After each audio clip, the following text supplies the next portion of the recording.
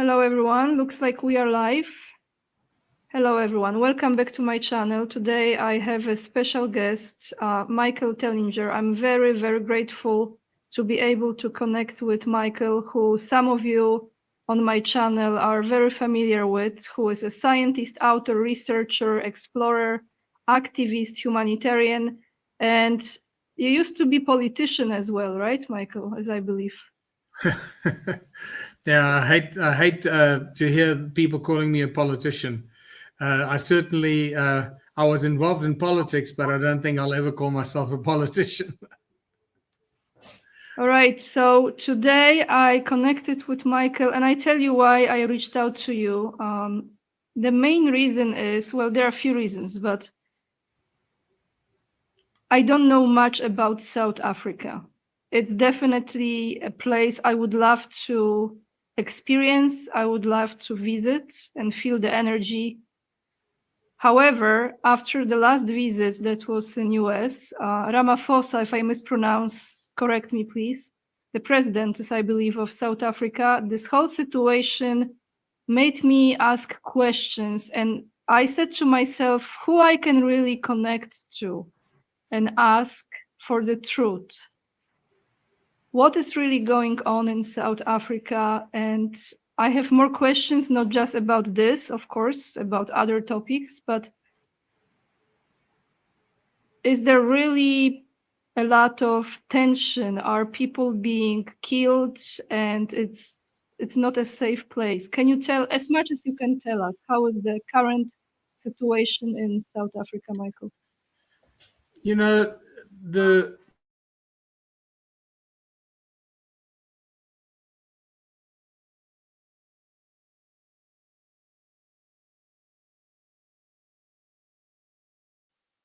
Something happened with our connection. 1 second. Something happened right after I asked you a question. You froze. I'm so sorry. Yes, you are back. All right. So, the media, which is controlled all over the world by the liberal left communist Soros-funded globalists. That's my opinion. That's what I believe. So if people that don't believe that or don't agree with that, that's okay. I believe that we have a big problem because there's a very powerful group of individuals that are controlling the mainstream media around the world. Who they are, Soros might be playing a big role in that, but there's probably many other players and much bigger players than Soros. Their job is to divide people, to create chaos, to divide people, to create division, to create conflict, to create violence, and that's how they keep control. And the same is happening in South Africa as is happening. Look what's going on in Los Angeles today in the last 48 hours. It's unbelievable. It's unbelievable. So it's always important to step away and look at what is the media telling you, what is media doing, and then also look at what the leaders are doing. And at the moment, there are very few leaders of presidents or prime ministers or leaders in countries that are loved by the people and respected by the people. Very few countries in which that is the case, right? South Africa is one of those places where our leadership is despised by the people. Everybody despises the politicians because they have taken over. When the ANC came into power in 1995 and took over from the white-controlled National Party, they inherited a country which was one of the top 10 countries in the world in everything, in infrastructure, in technology, in nuclear technology, in railways, in mining, in agriculture. South Africa was one of the most prosperous countries in the world. Nothing changed except the management changed. So the white minority leadership stepped away, and Nelson Mandela and the ANC, who in those days had absolute majority, like a 67 or 68% majority of the votes, because everybody believed they were going to be the liberators of South Africa. And they took over.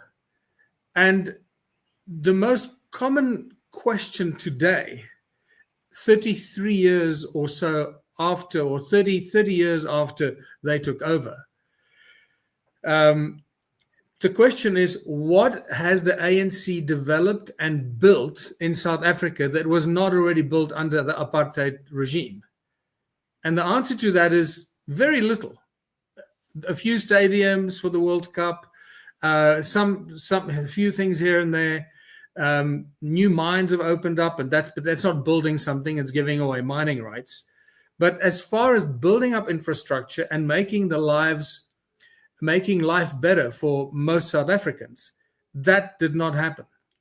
In fact, it started to deteriorate, and the deterioration speeded up. And slowly but surely, over a 30-year period, the ANC, under the leadership, has destroyed everything, literally everything. The roads are destroyed. The school system is destroyed. Our hospital, we had the best hospitals in the world. Literally the best hospitals by far in the world. I know. I used to go to the South African hospitals. Today, if you go to hospital, there's a good chance you might die. It's atrocious. Everything has been broken under the ANC. One of the things that is happening around the world is that these globalists infiltrate governments, they infiltrate leaders, and they take control of those leaders, and they give them an agenda. And the agenda is to destroy your country from within. So the same that is happening in Europe right now, the countries are being destroyed from within. The people's morale, the people's enthusiasm for their country, love for their country, the people's hope for the future is being destroyed. And division and fighting is being introduced through the most sinister means. South Africans are the most beautiful people in the world, truly, or right across the world.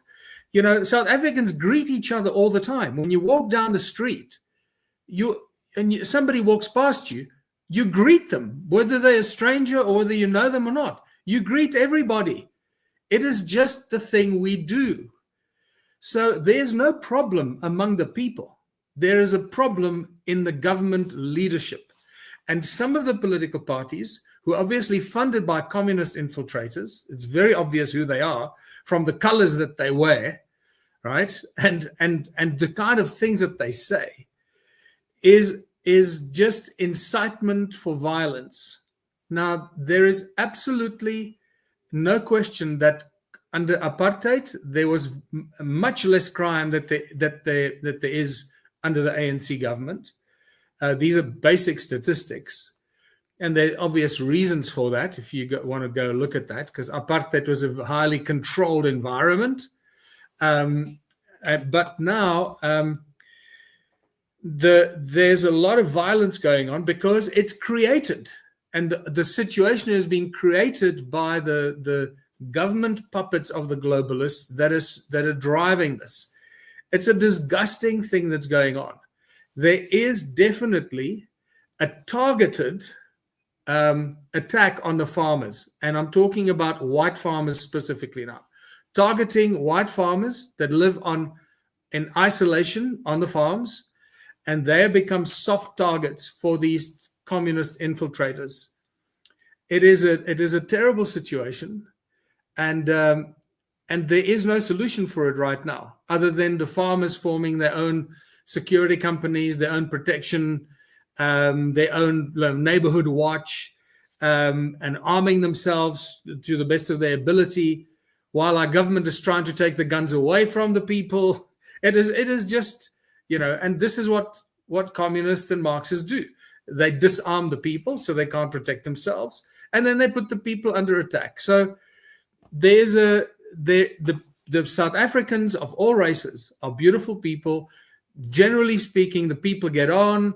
There's not any perceived racial tension. The racial tension is being created by the politicians and by subversive infiltrators that are creating the tension and the violence. So that's what's going on. I mean, on a daily basis. My You can go out. You can go to Johannesburg or Cape Town, Pretoria, and life's fine. Everything looks fine, beautiful, except everything is broken from what it used to be 30 years ago. You know, so yeah, that's my best description. I very much appreciate it, because when it comes from you, I believe it. Let's put it this way. You know, you hear a lot of stuff, and I trust you very much, because I really respect your work and who you are, what you stand for. And I came across you the first time 5 years ago, and I remember what really struck me was your dedication to create a solution for this kind of reality we are experiencing. But I will ask you about this in a second. Now, what I'm understanding from this, of course, is this comes with, well, the side effect of it is poverty, is also unemployment, is not feeling safe, and it's the same script, as you said, in many countries, that is replicated, cookie cutter paste, the same situation. But within reality, Michael, what I really, because I have been following politics just for the last few years. I was more into spiritual topics, to be honest. And when you talk about it, actually, my first question from the spiritual side would be, they act as if they are not humans. And I wanted to ask you about that, but we will not go there yet. I want to ask you now, within this reality, what is your thoughts, your opinion about BRICS? Because what I could not wrap my mind around it was, so here we have this South African president who is part of BRICS, Brazil, Russia, India, China, South Africa, right?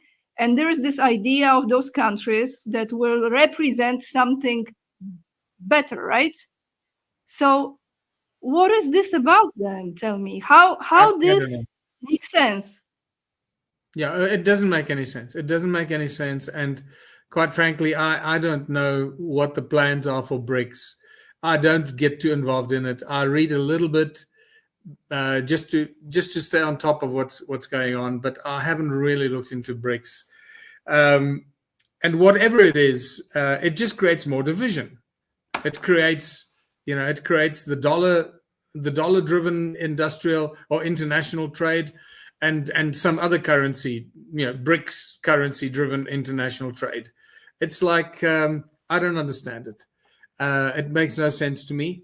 And keep in mind that what we're discussing here, the absolute chaos around the world, that is the reason why 20 years ago, in 2005, I started to talk about the fact that we have to create a new system, a new socioeconomic system that will serve the people and not serve the corporations, the governments, the globalists, and so forth. And so, I don't get involved in politics. I walked that talk a long time ago. We got out of politics almost 10 years ago, and then we got involved in the One Small Town initiative, because I realized that if we don't find a solution for what's going on in the world, we're screwed. We're pretty much screwed. There are very few people that are presenting solutions. There are millions of people highlighting the problems, and there are an infinite number of problems, and very few people presenting solutions. I want to be one of the few people that present solutions. Some people present some solutions, but there are many solutions that have no longevity. They don't have legs. They don't have ongoing, perpetual success and prosperity forever. So the BRICS idea is just another opposition party. Think about it, that politics can never, ever solve the problems. Politics is a system of opposition. The moment you enter politics, you become an opposition party. You oppose all the other parties, and you want to instill your own philosophy. And that's not a solution. So politics will never provide a solution. And more and more people are starting to realize that. And more people are very quickly waking up and realizing that if we don't do something for ourselves, if we don't save ourselves, no one's coming to save us. So, and here's my question to you, because when you're watching, sorry to interrupt you, when you're watching, especially now as we speak, Los Angeles burning. And this is just the beginning. There will be more places, and this concept of the smart cities that has been designed a while ago, right? That's the reality that I think might actually be happening very soon. And people are running away from those cities, and they are trying to find a solution. So could you please present to us your solution to that? And that solution is not just for South Africa. This is for entire planet. Doesn't matter what country. Yeah, absolutely. And it's called the One Small Town Initiative. It's very simple. It's the small towns around the world have been destroyed. They're falling apart faster and faster. Some countries faster than other countries. But even in Europe, you can see how the small towns are falling apart. The last time I was in Australia, I could see the small towns eroding. In America, the small towns are devastated. In Canada, the small towns are falling apart. It's happening all over the world. And it's in the small towns that we find very talented people, very gifted people. And all the factories, the farming is being closed down. The industries in the small towns are closed down. Everything is moving to the metropolitan areas. And the small towns, people become jobless and they become homeless and they lose all hope. And yet the small towns present all the hope that we have in the world. So the One Small Town Initiative is a solution for all these problems. And if all it takes is for us to, in our small towns, to decide that we're going to cooperate and collaborate and work together to start growing food properly for ourselves. I'm talking about on a commercial scale, not just food for ourselves like a bunch of hippies living on a piece of land. I'm talking growing food on a commercial scale with the farmers. Remember that the small towns are surrounded by farms in the country. So that's what you'll find. Every small town, pretty much anywhere in the world, has strong agricultural activity around or in close proximity to these small towns. So the One Small Town Initiative there is no other initiative like it. We've spent many, many years putting it together. The last 4 years especially have been incredibly rapid growth in understanding what not to do. We've built our own platform, a blockchain platform. We've created...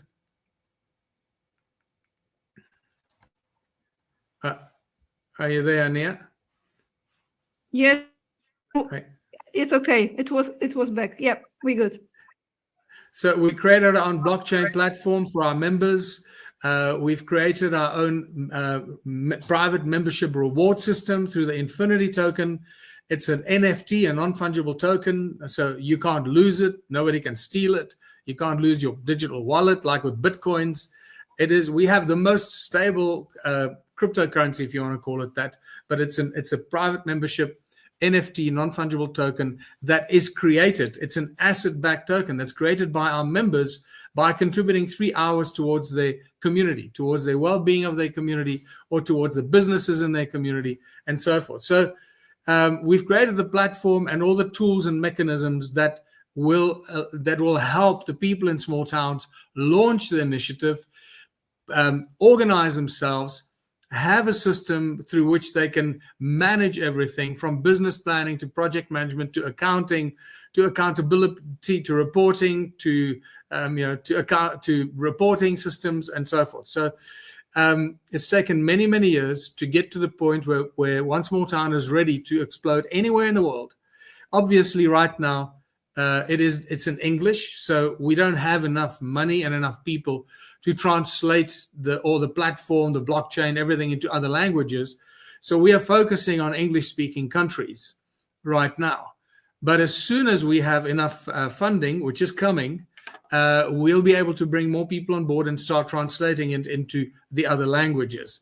Obviously, we'll focus on languages that have got large numbers of people, like Spanish. Obviously, Spanish would be obviously the next language to go into, and so forth. So So that's what's happening with One Small Town. It's ready to explode. We've developed our own technology that we're just rolling out of our factory.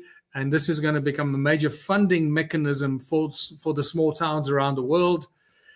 So while the world around us and the governments are falling apart and life is getting harder and harder, One Small Town is rising up and becoming more and more of a real solution.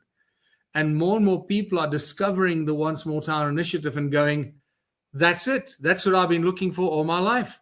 Thank God. And so it's really a very exciting time. It's taken many years, almost 2 decades of my life, and we're now ready to roll out. Yeah, you really dedicated your life to this. This is a project for humanity. Clearly, it is. It's beautiful. But I want to ask you, the question was born within me. So, as the government is controlling those big cities, so there is a control over the land as well, as I understand. I'm not an expert. No. How those small towns, which I think this is beautiful, because that's what we need. We need human connection. We need sense of purpose. We need to utilize our gifts and create, okay? Whatever we are gifted to create, okay? But how much government could affect those small towns, and let's say the land of those farmers, for example? It's a simple question, like, can they come one day and just say, we take over your land, for example? Well, I guess legally, the way that the South African government has set up.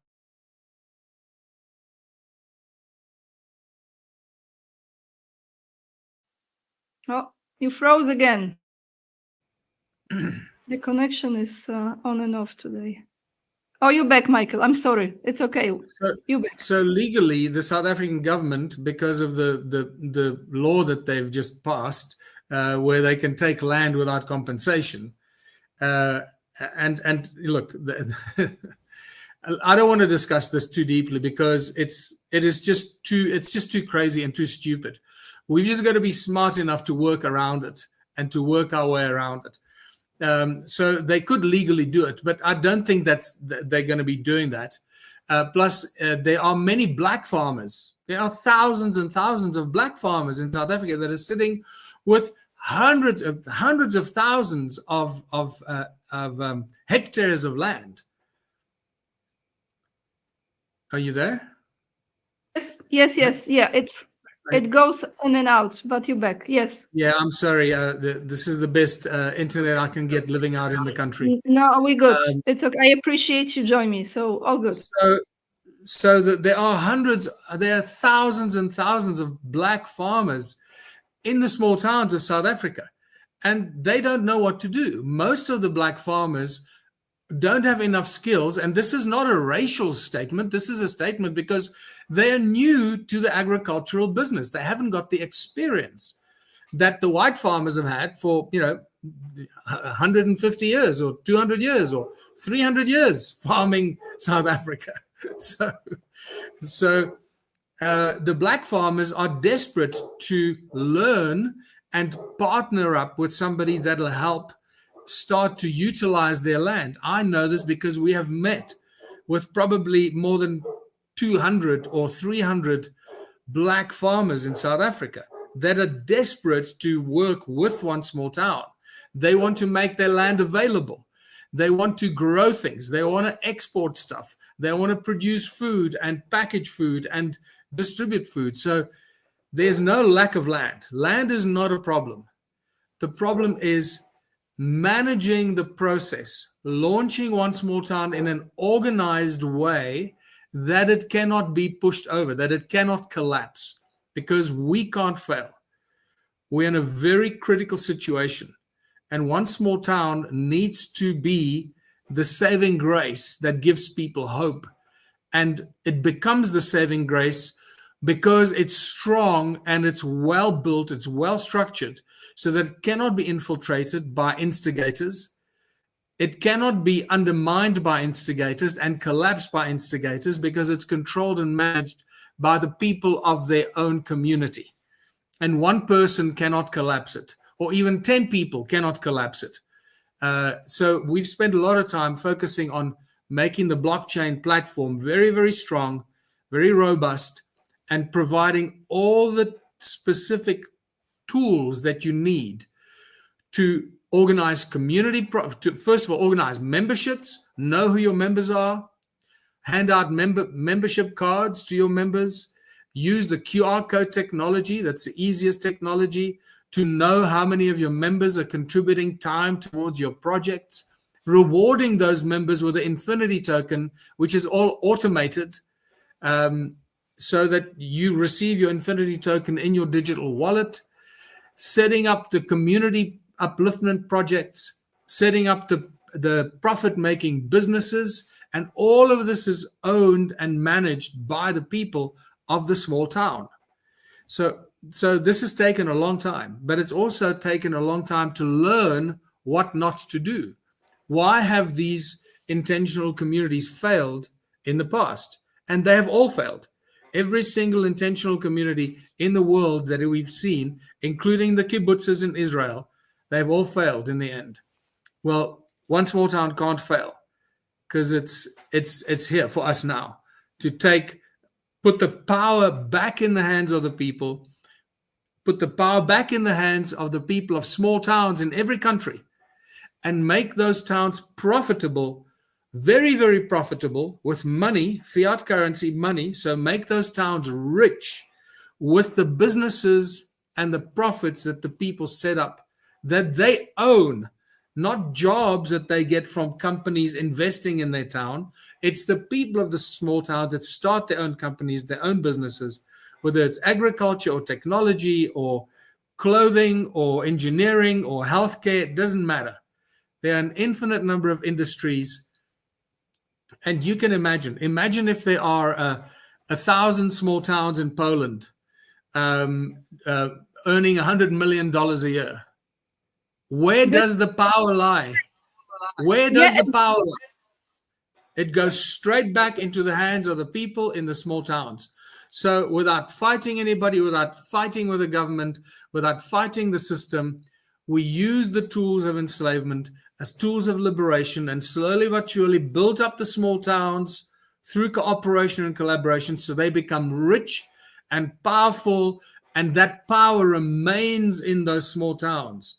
It's not owned by company owners or shareholders or people sitting outside of the towns. It belongs in those small towns. That's the change. And that's what the One Small Town Initiative brings to every country and any small town anywhere in the world. So, Michael, when do you think I should visit South Africa? Because I see this when you were describing it. I saw like the flashlights popping out on the map. It's just my vision. That's how you see the future, because that's the only solution really to overcome what's happening there at this moment. How do you see that in coming years? You think it's happening very quickly. It's happening very quickly. So in the next 6 months, we will probably have the first One Small Town up and running. It might not be running, in full capacity, but it'll be launched, and there'll be several businesses. There'll be activities, community upliftment projects, sports, arts, culture, security, the community kitchen, the One Small Town trading store, which belongs to the community. These are the cornerstones that make the One Small Town Initiative a success. And many other businesses that the community starts. It's up to the people in the town to decide what kind of businesses they want to start. Obviously, I always recommend that they look at the agriculture, they get involved with the farmers, they look at how much food they can grow, what kind of food can they grow, what can they do with the food, create the value chain products from all the food they can grow, and start looking at how much they need for themselves and how much they can sell and export. So we've turned our town into a big company. We become a company of labor in a town of 10,000 people. If each one of us contributes 3 hours a week, we have a free labor force of 30,000 hours a week. free labor. There's a lot we can do with that, which means we as a small town and the members of our town that are the owners of the companies that we start, we become a fierce competitor to any large multinational corporation, because we can do with our 10,000 hours a week more, With as joy, much as with joy, with joy. with joy. And because we don't pay ourselves for it. Obviously, the companies run like companies. They run with management, they run with profit, they run with reporting, and we want them to run as successfully as possible to make as much profit for us, the people. That's why we contribute our 3 hours. That's why we choose the best management to run it on behalf of us. I can't run a bakery.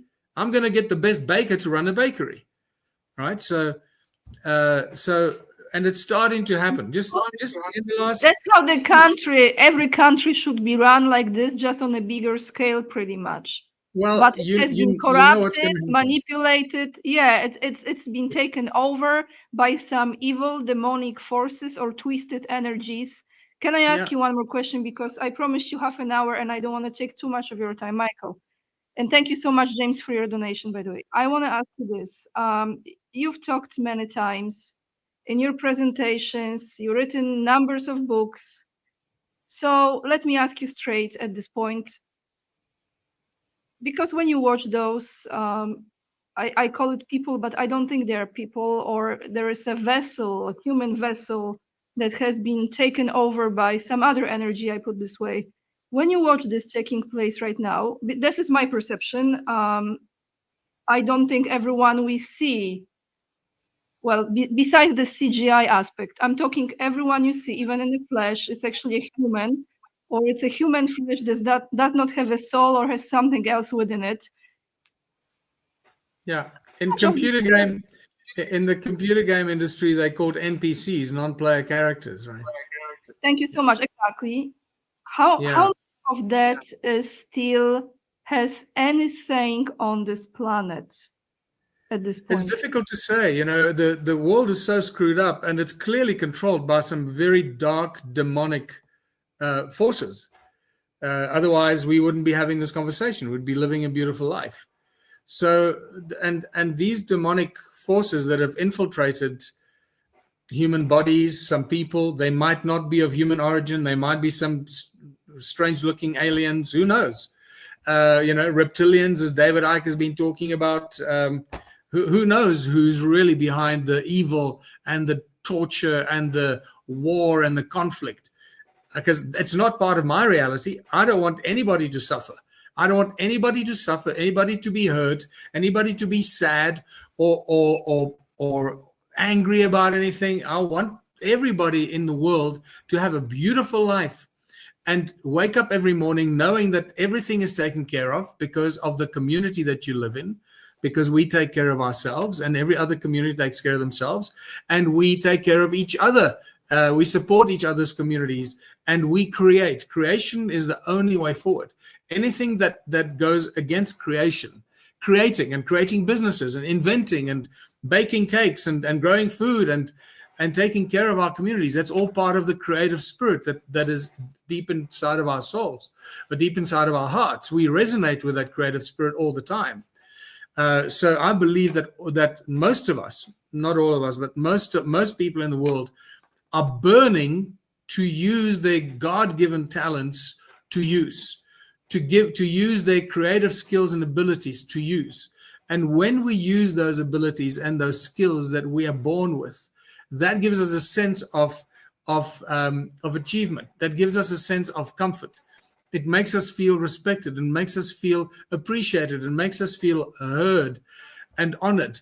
If I do what I love to do for the community and the community respects and honors me for my contribution of my skills and abilities, that is a fantastic relationship between people and their communities. And that's all we have to do.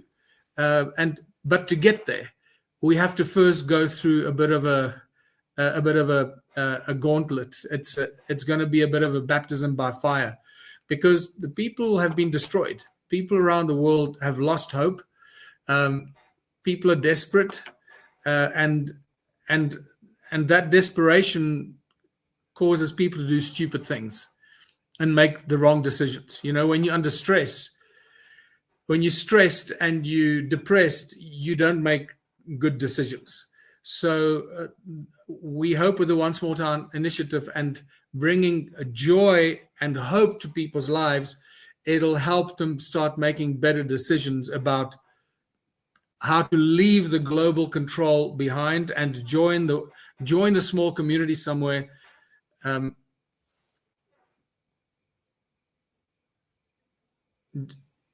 you back? Yes, you're back. Yes. Yeah. So hopefully give the people hope and make them look forward to joining a small community somewhere where they know they can make a difference, where they know they can contribute and be part of the changing of the entire, the global system from a small town perspective. And it's so much easier to get the people in small towns to talk to each other, to choose to do something. And even if it's a small percentage, even if it's 10% of the people in a small town that start doing things, the success of those people is going to be the attraction for all the other people to join them. Because people everywhere love success. Success attracts followers. People follow successful people, So because it's the higher energy, is the frequency, is the energy, right? It's the life force. Is the life force that they were trying to destroy in us. And I think, Michael, before we end today, I was thinking what you just said, because what happened to most of humans is they got scared. They don't know who to trust anymore. And they want to feel that they belong somewhere, but they got so confused, so brainwashed, so thrown all over the place, intentionally, of course, by design, that they don't know where they belong. And it's almost like, and I think when you go to the cemetery and you see the graves, and you look at those graves and you're thinking, how many dreams are buried there, right? How many unfulfilled dreams that were like just around the corner, and they could just take one more step or do something different, or just, say, F it, I go for it, for example, right? And they haven't done it. Yeah, it's funny that you say that. I was taking a walk through a graveyard 2 days ago. I stopped because we buried a friend of mine there a few months ago, and I just want to have a look if they put up the gravestone. And I noticed that the burial company didn't put up a gravestone. So I was very upset about that. So now I've got to go and follow up and find out, where's her gravestone? Why is my friend not a gravestone at a gravesite? And then I stood there and I looked at all these graves there from 200, going back 200 years in our little town here. And it's neglected. The municipality just neglects. They have no money. Most of the municipalities in this country are broke. They're broke. They have no money. They just survive. They keep stealing money just to keep themselves alive. So there is no money available for the towns. That's why the towns are falling apart. And our graveyard is looking terrible, so sad. There's no one takes care of it. The grass is shoulder height. You can't even see the graves. And then I looked at all these graves, like you said, and I was just thinking, all these people that are lying here that had dreams that could have done something, and now, when they're lying there, even the disrespect for taking care of our ancestors and the ones that we've buried, the municipality doesn't even have the respect to take care of the graveyards where our parents and our families and our grandparents are buried. It's unbelievable. So, my message to everybody is, realize that no one is coming to save us. We have to save ourselves. And the One Small Town initiative provides the tools for anyone in any small town to sign up and start launching the One Small Town initiative. Everything is on our website, how to get involved, how to start, how to become an ambassador, how to go about it. It is not an easy process, because we want to make sure that we do it right. We don't rush it. We don't run into it like and think we're going to do this quickly and overnight. It's a process, because We're building very strong foundations for our towns and our communities, and those foundations must last forever. So it doesn't happen overnight, but it requires dedicated people with a passion for one small town, as much passion as I have, and are prepared to take it to its conclusion. It's a very exciting journey, but it's not a quick journey. Michael, I want to thank you for joining me today, and I would like to stay in touch. And when this project came to fruition and it's existing, I would like to connect with you again, and maybe you will be walking in that small town and showing me places. I would like to do it one day. Yeah, that's definitely what we'll be doing. We are now just a few months away, I'd say maximum 6 months away from launching what I've been calling our Cinderella example of one small town. And once that is done, then it's game over. It's just going to create a domino effect around the world, because everybody's going to see it. Everybody's going to want that in their own town. And it doesn't matter what country you live in. So that's amazing. So they are speeding up our time, and you're going to speed up the One Small Town project, and it's great. Thank you so much for joining me. I wish you a lot of health, good energy, inspiration, and perseverance, as I don't think you need those wishes, but just extra on the side. And doesn't hurt to have extra. Thank you so much. I welcome. I appreciate and I welcome all well wishes, because believe me, I need it all the time. And thank you for your interest. I hope that your audience enjoys this and it helps them to switch into a different mindset. Stop worrying about the world and what the politicians are doing. Let's focus on our own future. We're the makers of our own reality. We're doing it. We're not waiting for anyone to save us. Thanks very much for your interest. Thank you very much. And the links to find Michael Tellinger and to One Small Town project are down below in the description box. Thank you, everyone. Bye for now.